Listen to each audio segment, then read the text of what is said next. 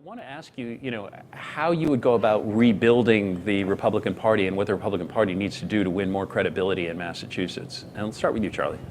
Well, I think the big issue for the Republican Party is you got to show up and engage the debate and run people in races. And that's frankly one of the reasons why I've been involved in politics for as long as I have been. I also think the Commonwealth benefits when you have two teams on the field, two voices, whatever it is you want to call it, engaged in what I call sort of constructive friction.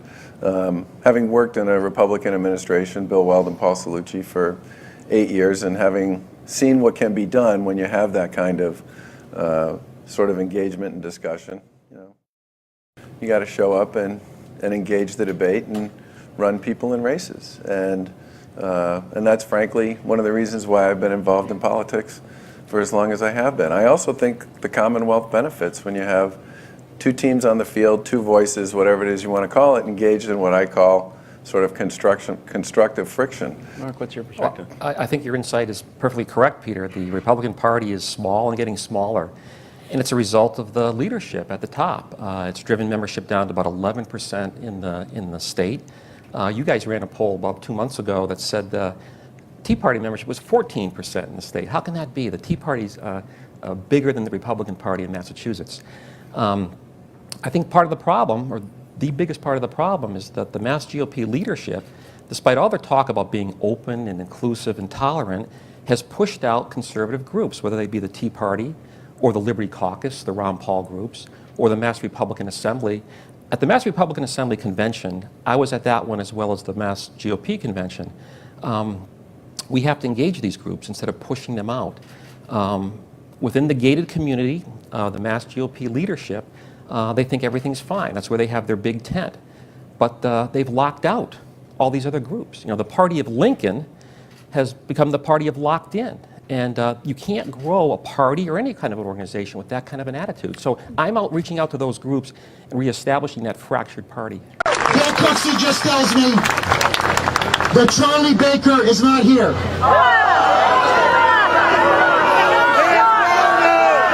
Where's Charlie? I keep saying this. Where's Charlie? Has there been a sighting of Charlie? But I want to give a special shout out because although Charlie Baker is not here, to his credit, Mark Fisher is here. Mark, thank you so much for coming. We appreciate it.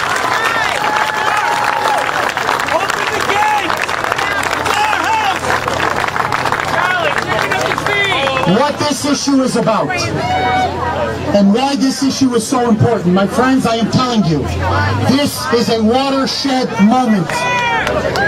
We have now reached the tipping point, I believe, in this state and in this country.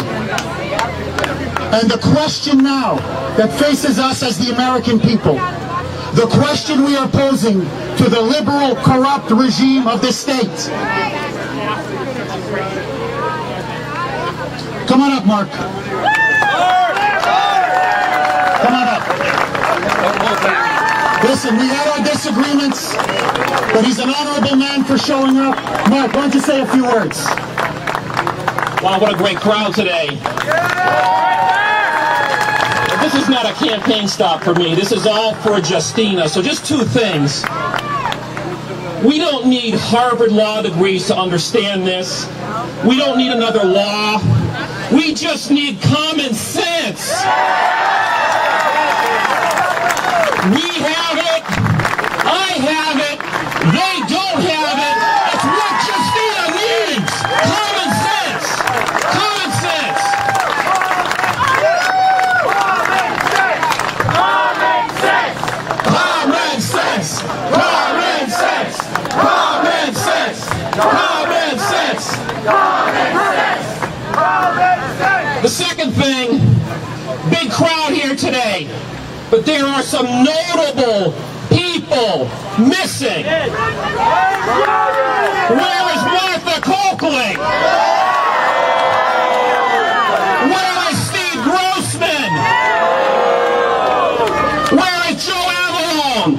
Where is Don Berwick? Where are the other governor candidates? I forgot just one. What's his name? Charlie Baker. Where is Charlie Baker?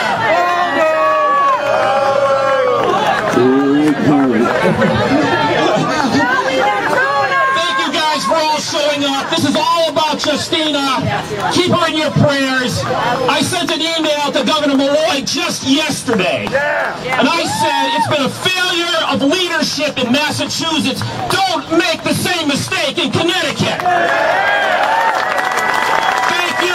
Thank you so much. Thank you very much. Thank you. Thank you very much. Thank you, Mark. Ladies and gentlemen, candidate for governor of Massachusetts, Mark Fisher.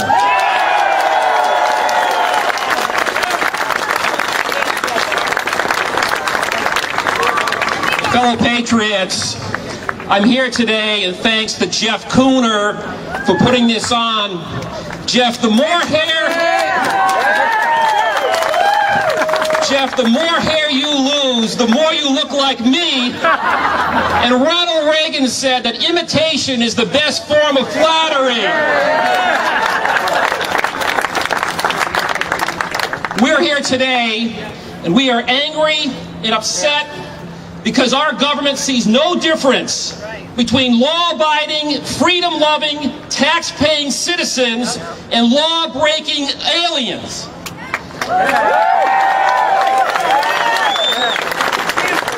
We were here a month ago, and we were angry and upset because our government targeted law-abiding gun owners rather than violent criminals.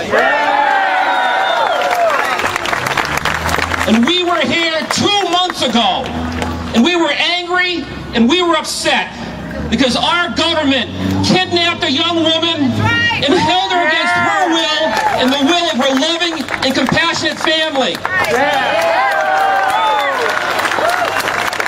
I don't like this trend. It's becoming a long train of abuses. Use the power. We are angry and we are upset, but we are not an angry people. We are compassionate. We are charitable. It shows when we have concern for the homeless and the poor in our communities. It shows when we're saddened, when our government can't give the care to our veterans that they deserve.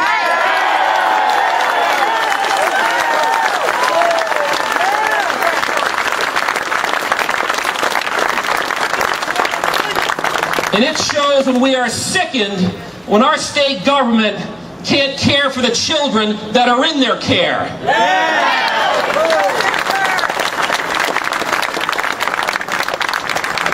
We are told by our elected officials that it is the moral thing to do to stand down, not uphold the law, and allow law-breaking illegal immigrants into this country. They have it upside down. Yesterday was the 19th anniversary when John Paul II said, quote, illegal immigration should be prevented, unquote.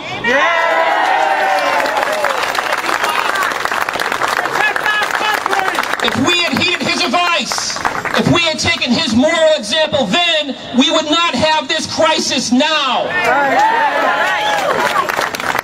Make no mistake, we are currently supporting over 200,000 illegal immigrants in this state alone. It costs us $2 billion.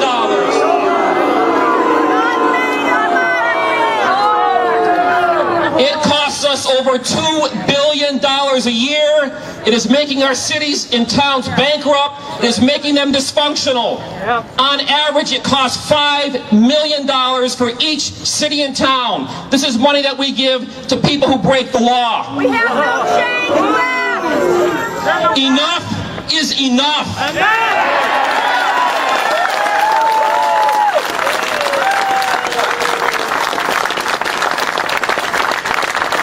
This is not a compassion problem. This is a capacity problem. That's right. Yeah. We have done more than our share.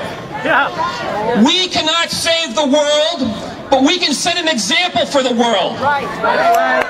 If the world looks to America and likes what it sees, then the challenge is to do what we did and to fight for themselves against their cruel masters and to win the hard-fought victory which we won.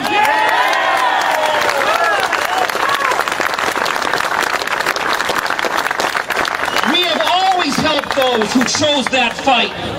But we will not allow anyone to come here and steal from us. Too many good men and good women have given their lives for this great country, only to allow our elected officials to surrender it to those who would rob us of it. So we challenge all those that are here illegally. Are the benefits of America only worth taking from us, or are they worth fighting for?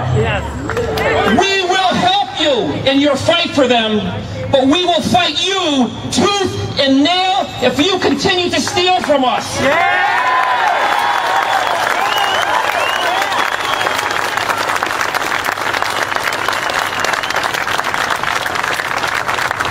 Do not mistake the cowardice of our politicians with the resolve of the American people. We have been patiently suffering, but this sleeping giant of the American people has been wakened.